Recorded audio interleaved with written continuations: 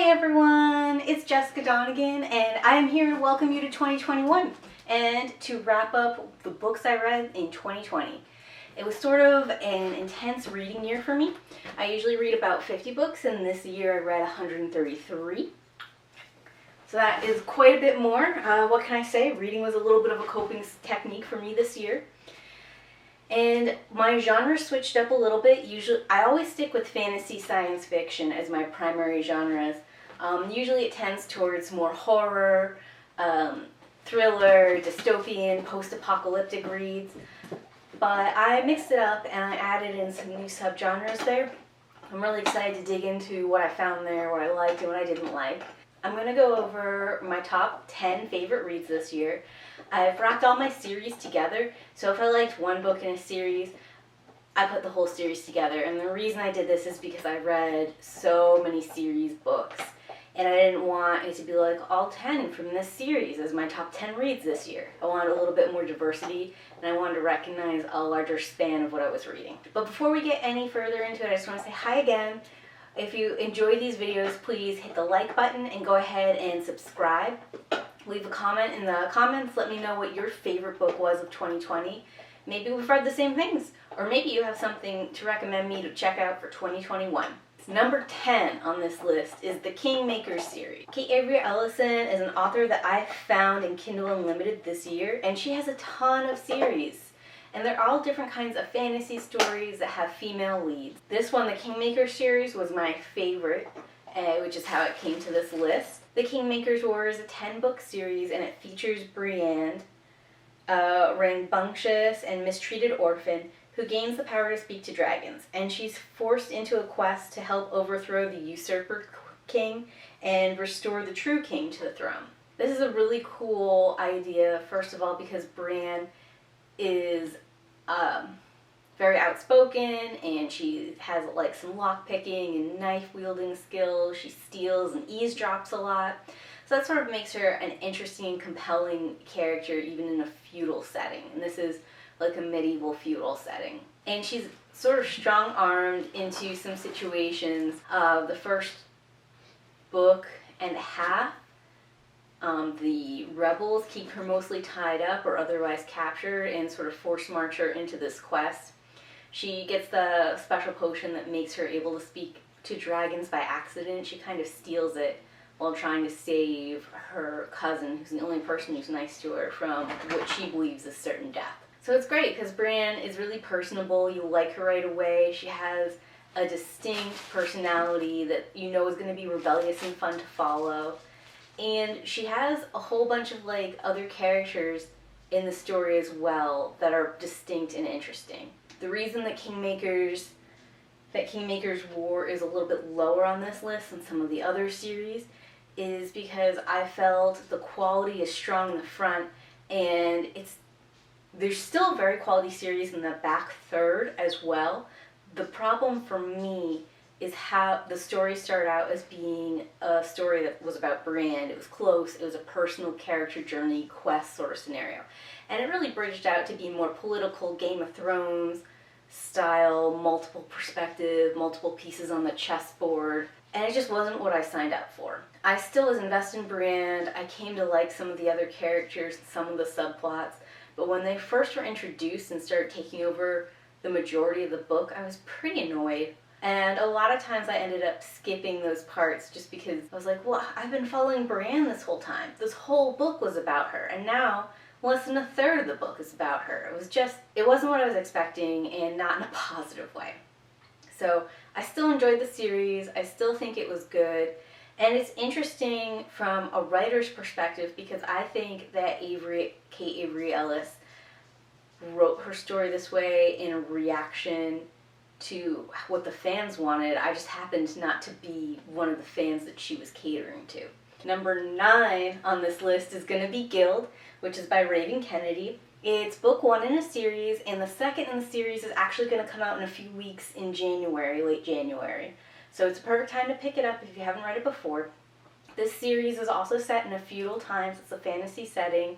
It focuses on Auren, who is the favored consort of King Midas. And I was interested in this mostly for the folklore. I like the King Midas story, guy who turns things to gold. It seems like it would be compelling and interesting, getting a first-person female perspective on it, seeing what she's in for, I thought would be interesting.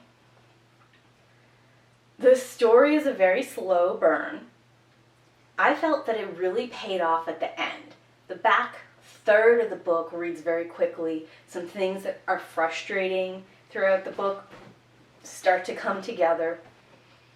I would have liked to see a little bit more folklore.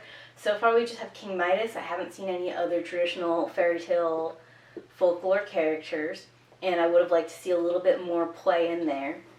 Also, there is several different kingdoms going on. King Midas seems to be in charge of a snow kingdom, and the snow kingdom is really depressing. A lot of the story is very depressing, which might be part of what makes it such a slow burn. It's also a little bit frustrating just because sometimes you're left wondering when Orrin is going to do something. She's a very passive character for most of the story.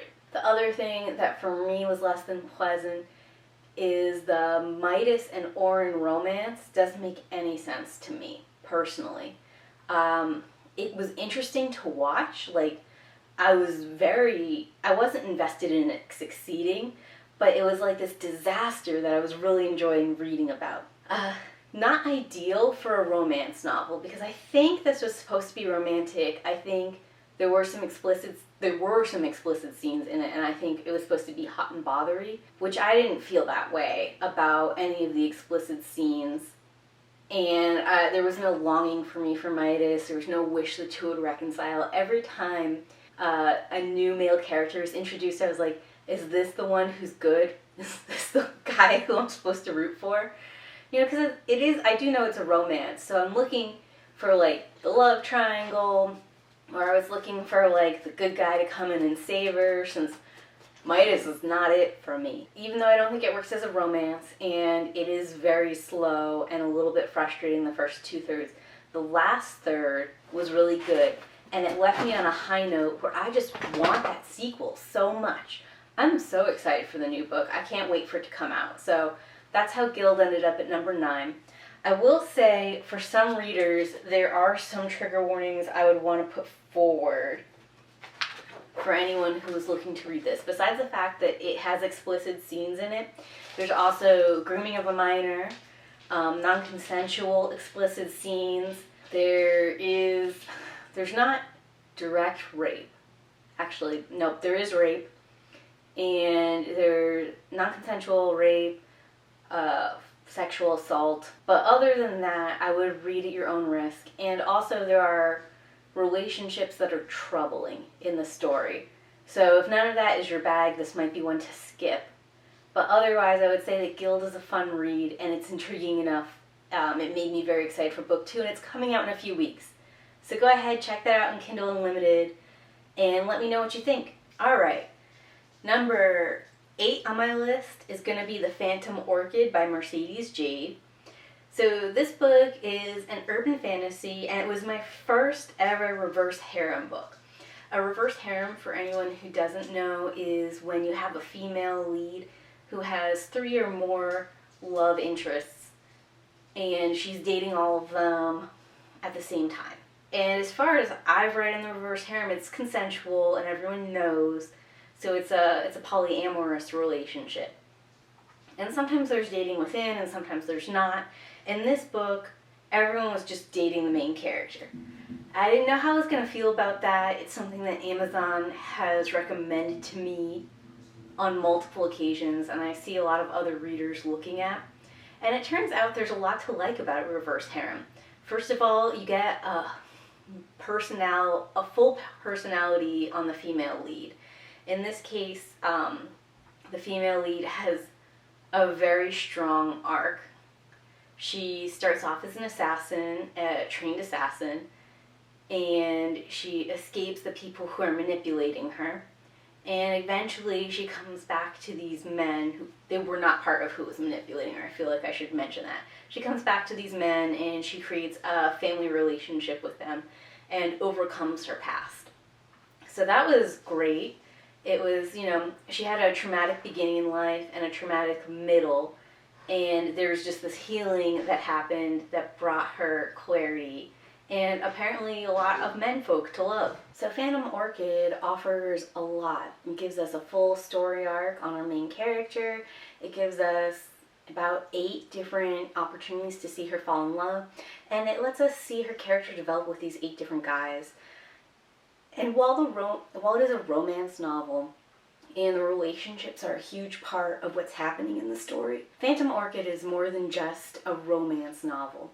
While we get a lot of saucy scenes and there is full character dynamic between our main character and all of her love interests, and we get some interaction between her love interest, herself, and the 2 twin children she has, there's a bigger story going on, which is part of what pulled me into this.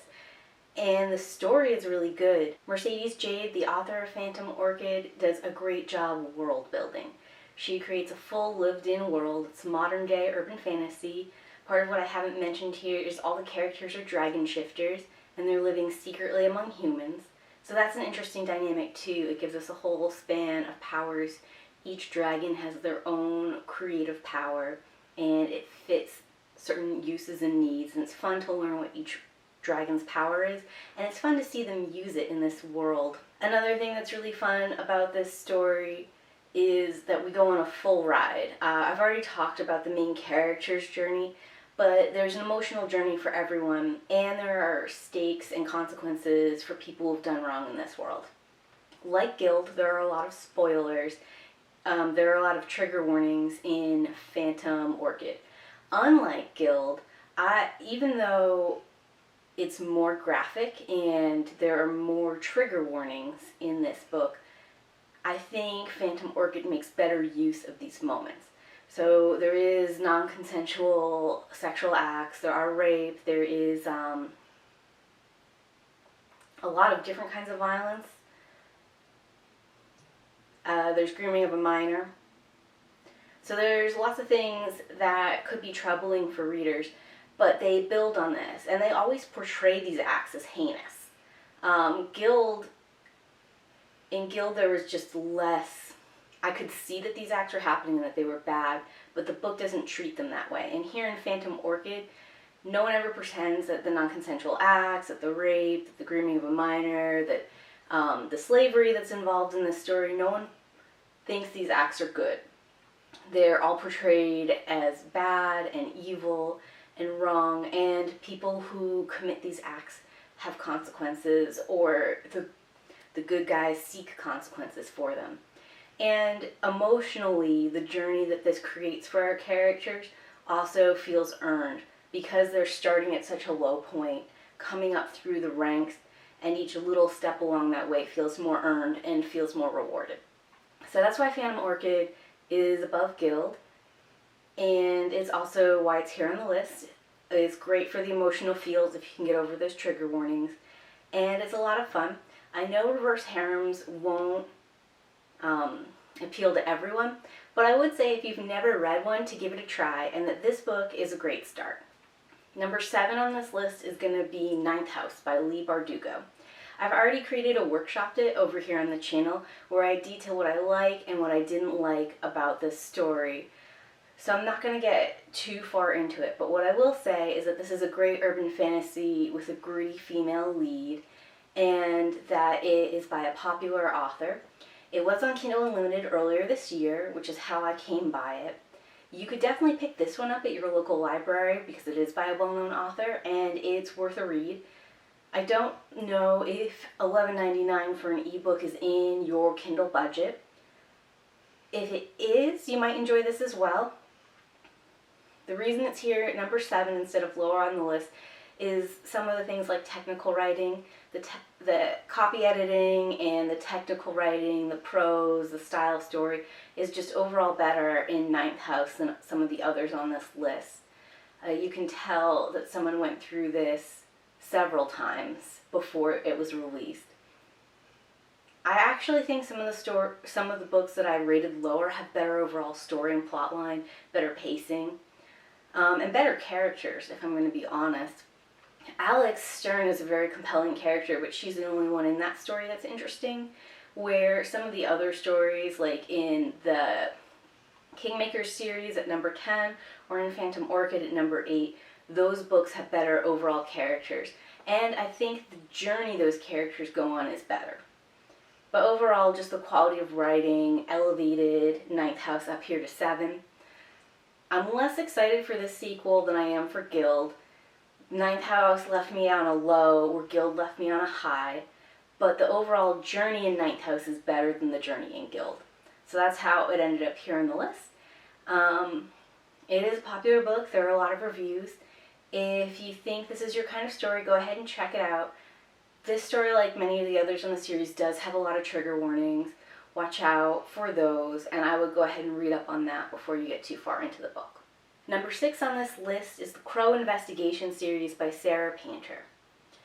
Sarah Painter is another new author I found this year through Kindle Unlimited. Her books are no longer on Kindle Unlimited, but they're selling at $4.99 for an ebook, which I think is a great price for all of these books. There were 4 that I read this year. I just found out she came out with a 5th book earlier this season, and I haven't got a chance to read it, but I'm excited to look at it. This story features a hard-boiled detective. It's set in London. She is taking a hiatus from her job, which is just straight detective work, and coming back home to her family. There's been some heat from her last case, and she needs a place to lay low. When she gets there, she decides to shelter with her uncle. Her family actually has magical powers, and her uncle is the leader of their family.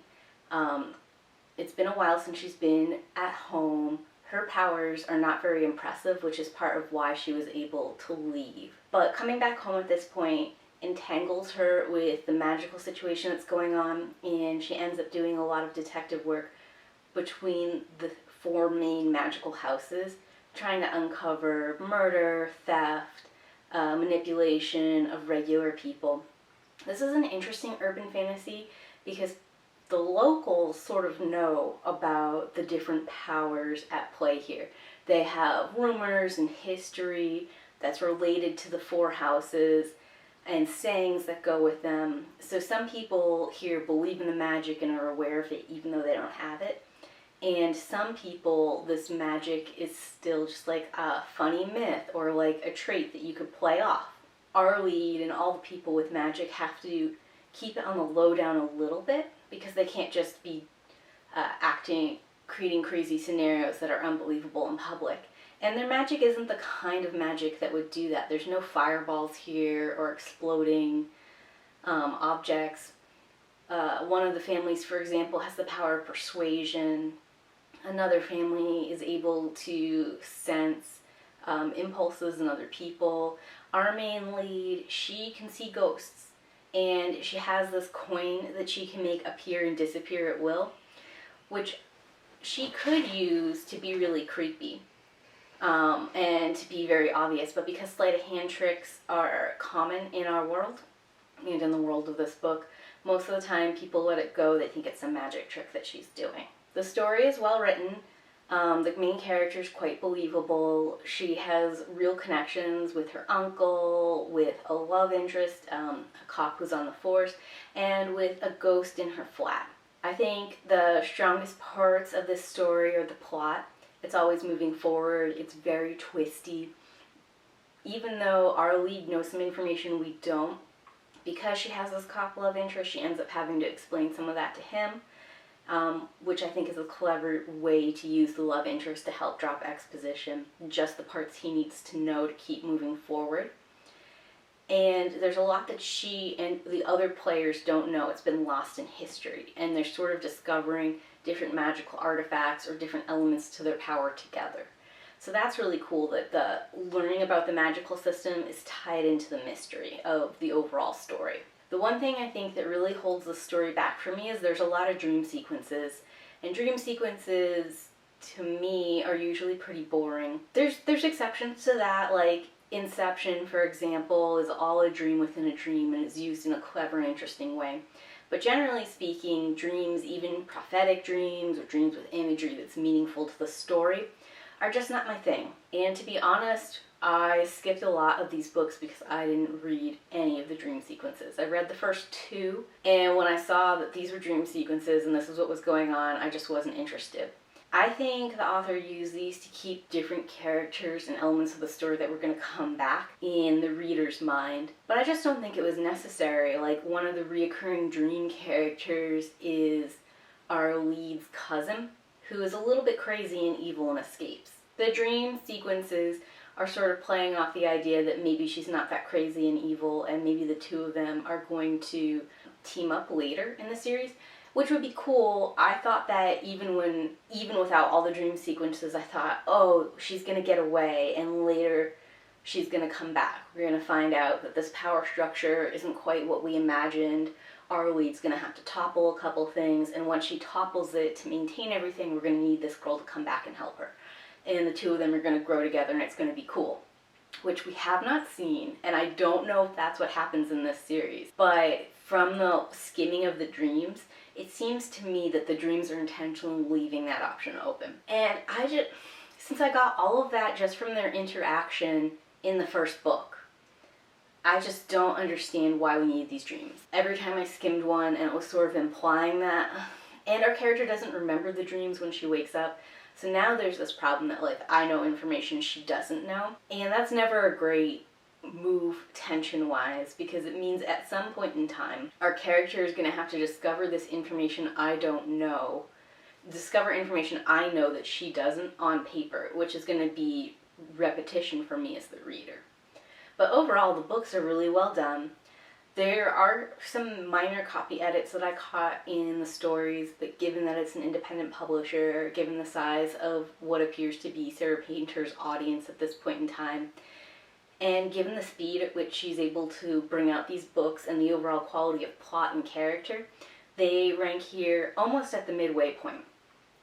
Even though they're not on Kindle Unlimited, and even though I don't think you'll be able to find these books in your library, I think they're affordable, and I would still definitely recommend them to anyone who likes detective stories, strong female lead, and you like a little bit of cloak and dagger magical system. This book is definitely for you, and I would definitely recommend this series. Number 5 on the list is going to be Jurassic Park and the Lost World by Michael Crichton.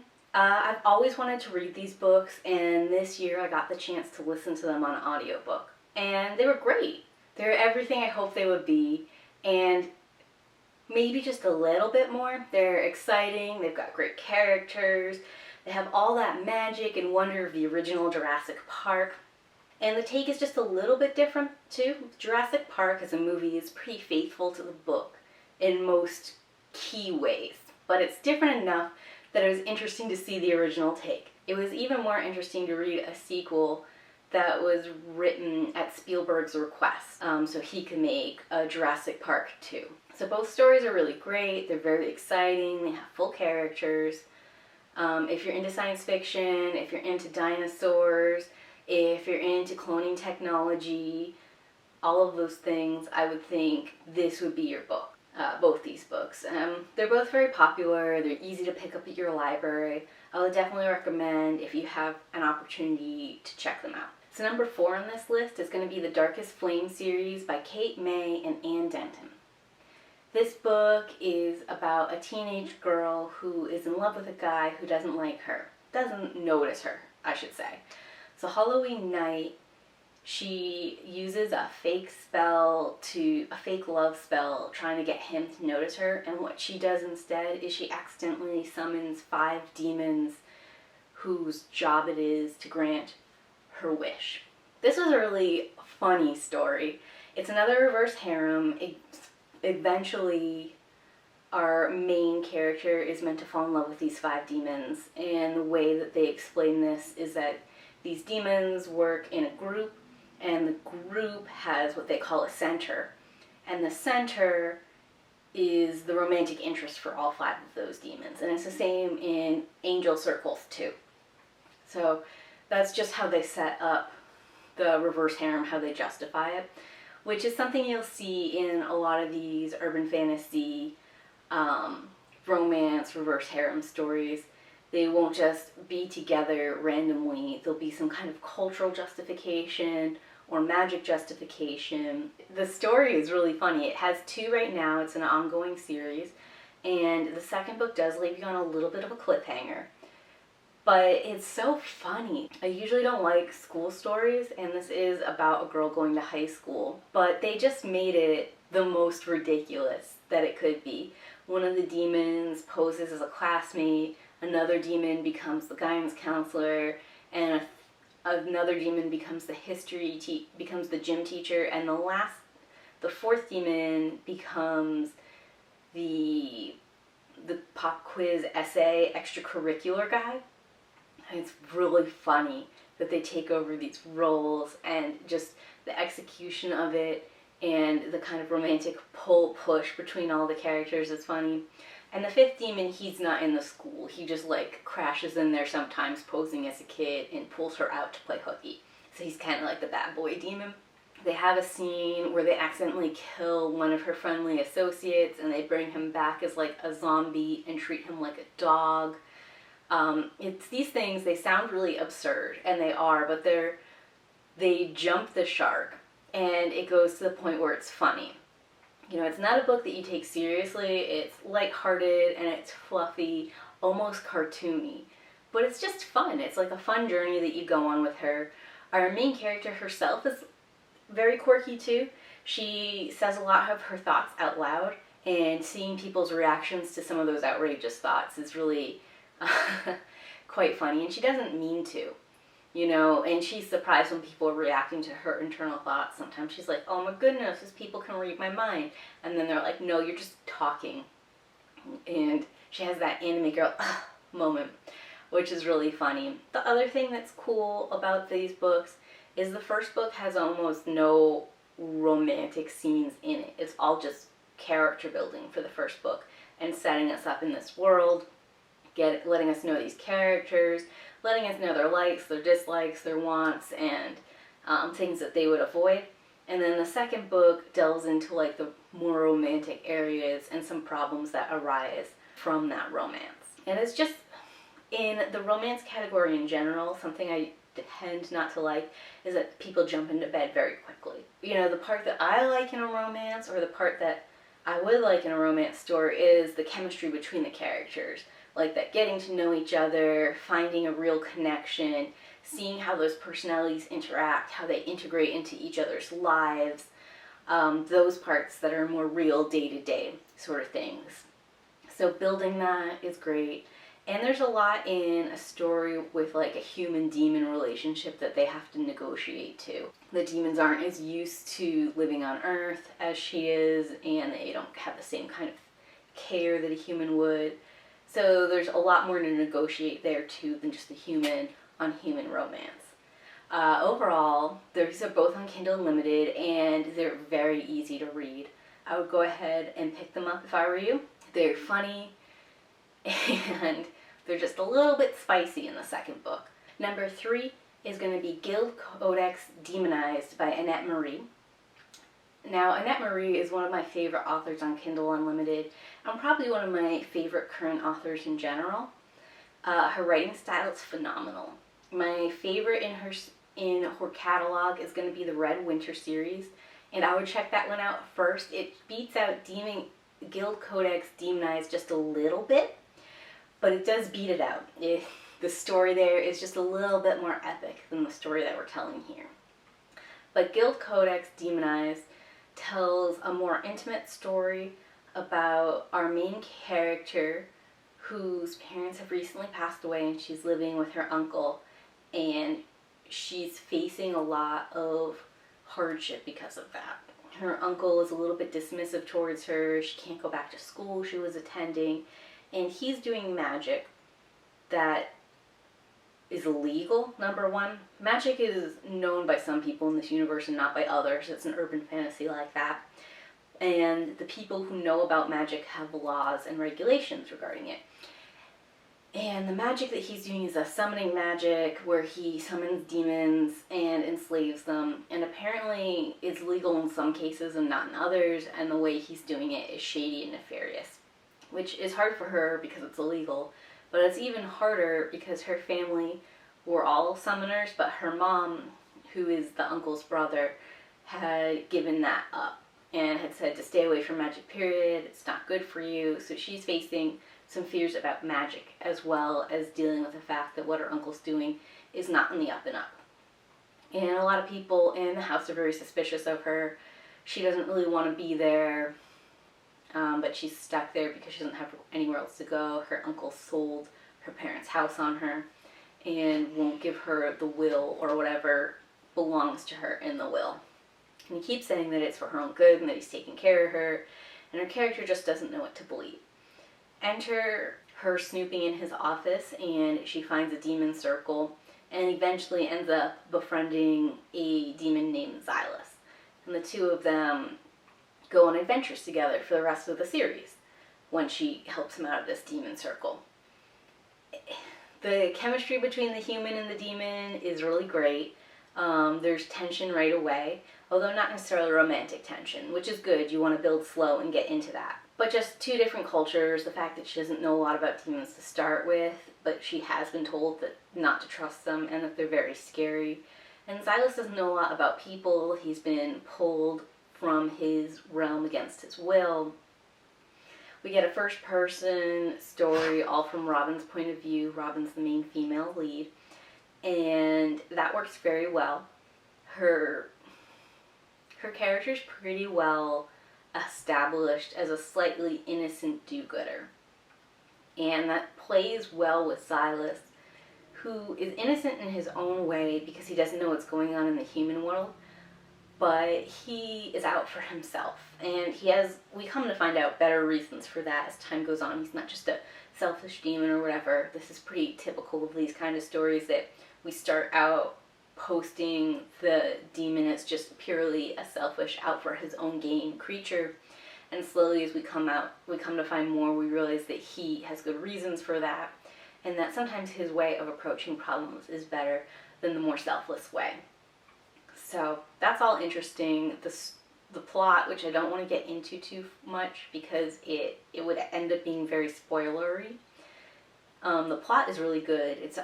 All of Annette Marie's books are written pretty tightly.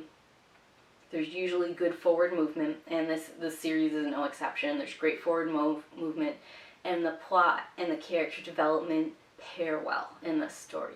The closer the characters become, the harder the trials are that they're facing. So everything levels up together in a nice, seamless way.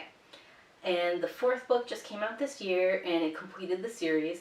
So this is another set of books you could pick up and read through and come to a satisfying ending at the end of your journey. Number 2 on this list is going to be Spawn of Darkness series by S.A. Parker. And this series of books is not going to be for everyone. I really enjoyed it. I found it was like a fun and kind of thrilling ride. But there are elements in it that some people are going to find very off-putting. It has all the trigger warnings. Pretty much anything horrible that you can think of that should be a trigger warning is happening somewhere in this series of books. Also, this series ends up being a reverse harem series. I wasn't actually sure where the book was going when I went through the first book. It starts off with our main character. She has had a graphic scene that was not consensual happen to her, and we get the impression that this happens to her often, and she's at her wit's end. In desperation, at sunset, she makes a wish to the sun god, and she's going to use this wish to try and end her life. So she wishes for bravery and then jumps off a cliff. The sun god, first of all, the sun gods end up being 4 instead of just 1, which was not anticipated by our main character, and they end up saving her from dying from jumping off the cliff and bringing her into their realms. And from there we get to know the sun gods more in the first book. And I don't want to spoil too much about what's going on, but it's a fun romp. All of the sun gods are very different, all 4 of them. There's day, night, sunset, and sunrise, which are twilight and dawn. And all 4 of them are very different and are very interesting, compelling in their own way. I had my own favorites and one I didn't like so much. But, even the one I didn't like as much, I liked enough to want to know more with him, to hang out with him. Like the Demon Kiss story before, The first book is almost entirely us getting to know her and these 4 gods, which is great because it helps us set boundaries, it helps us get to know them, and it helps us feel more comfortable with the situation that's going on. Although I will say in this book, comfortable is a relative, in this series, comfortable is a relative term.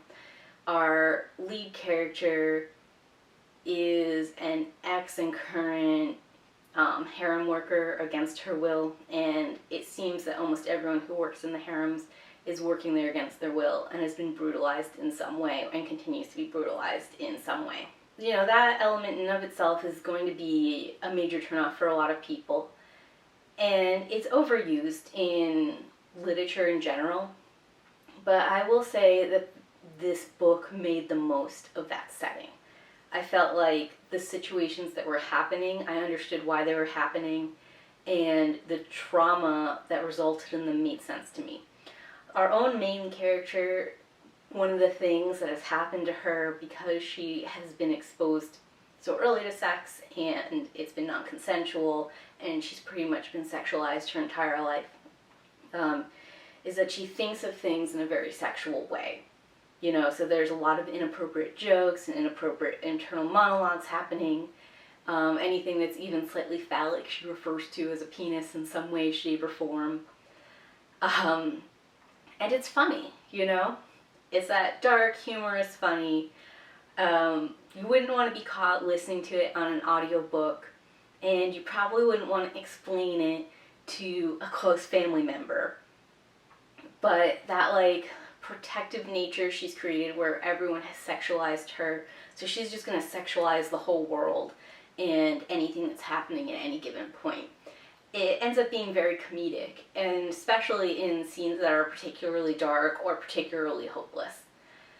In the first book, it feels like a little too much. Like, I didn't know exactly how I felt about what was going on. I was like, oh, this is a little too strong. But the second book, we get back to her roots a little bit, and once you start living with her in her normal day-to-day life and her world for a little bit, you start to see that how she phrases things, how she views things, is very much a product of the environment she's grown up in, and that what's uncomfortable and monstrous is what's happening to her and other women like her, and that her way of talking is a coping skill.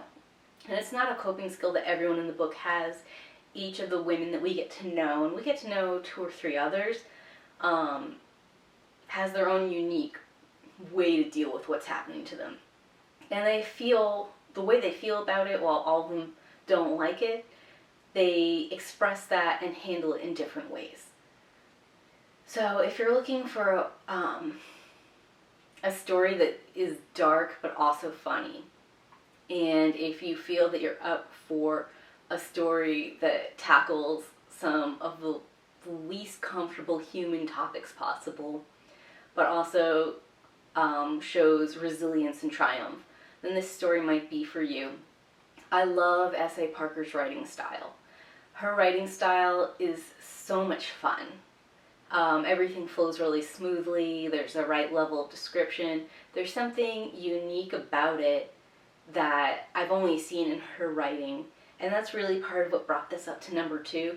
The world, of course, is unique and interesting. Our characters, this mystery we keep unraveling and learning more about, and I could keep coming back to her and learning more about her. She could write another series of books about this same character, and I would want to read them. Even though I'm not sure there's more journeys for them to go on, I think there'd just be more fun slice-of-life things for me to learn about her and her sun gods. And my number 1 read of 2020 is going to be The Deadly Dragon Duet by Colette Rhodes. This is another book that's on Kindle Unlimited, and it's also another reverse harem story. This one features dragons, as you might imagine, and they're dragon shifters. In this case, it takes place in an alternate world that's sort of parallel to ours, and it has a ton of different fantasy creatures in it. Our lead female is being held captive by a fae creature, and she has been either captured or in servitude since she was 8, and now we're led to believe that she's 20, maybe 22. somewhere in there. We don't know exactly how old she is because her ability to count time while she's been trapped in this cave is limited. We know, though, that she's around that age because she hasn't transformed into a dragon yet, and transforming into a dragon for females happens when they go through puberty. And in particular, we know that our dragon is a late bloomer because her mother was as well, so it's a hereditary situation. When she does try to change into her dragon, she can't because she has a manacle on her arm that prevents shifting, but it does summon her 5 future mates. In this world, all female dragons get 5 mates. They form what is called a flight, which has a leader and a male dragon that can handle all of the basic elements: earth, fire, air, and water. So there's 5 of them. And then they have a female who they call the heart of the flight. And as the heart, she has the ability to heal her flight. And usually the women stay home and they, tend to the house and cook and do all the stereotypical women things.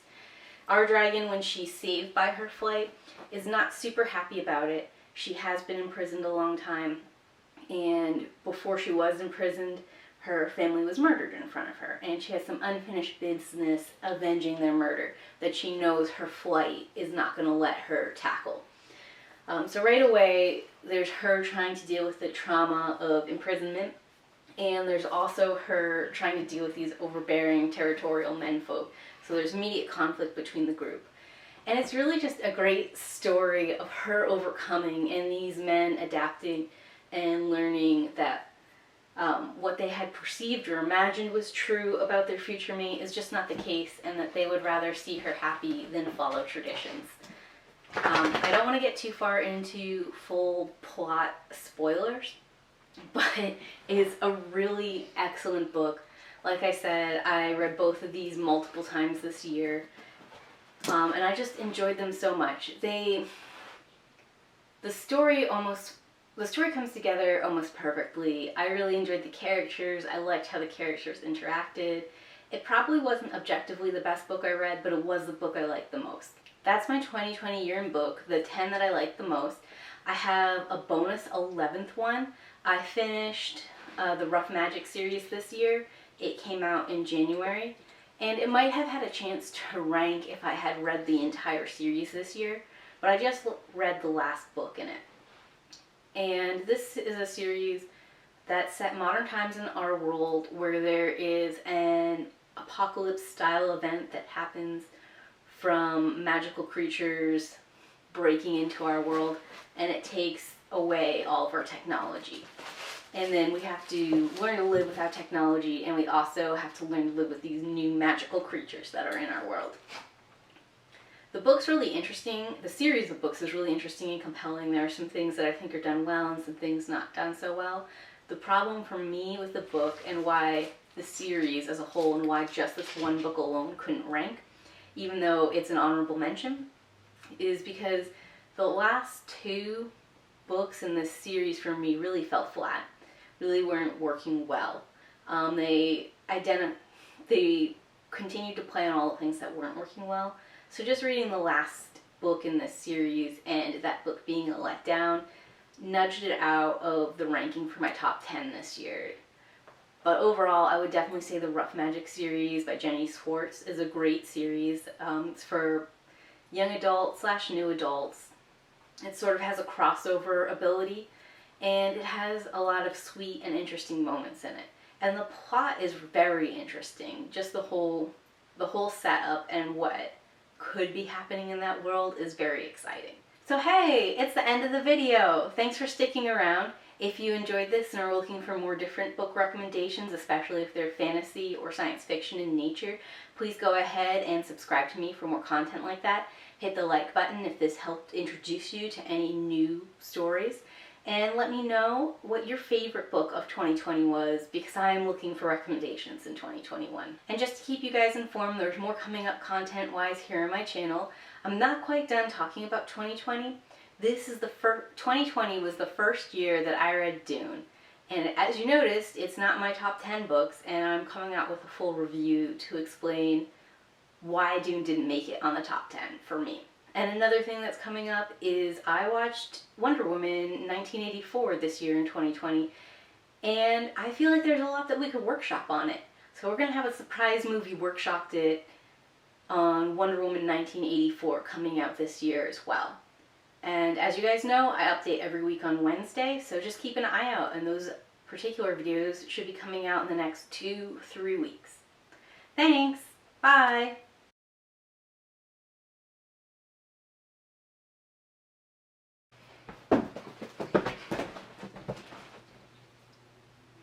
And I really enjoy fairy tales. It also interested me. Sit, silly puppy.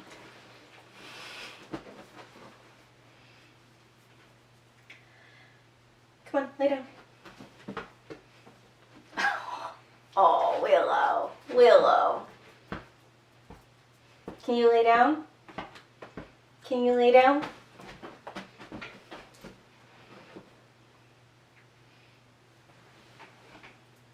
Sit. Good. Good. Good. Perfect. Nope. Right there. Good. Hi. Hi. Hey everyone. Welcome to 2021. 2020 was kind of a weird year, but it is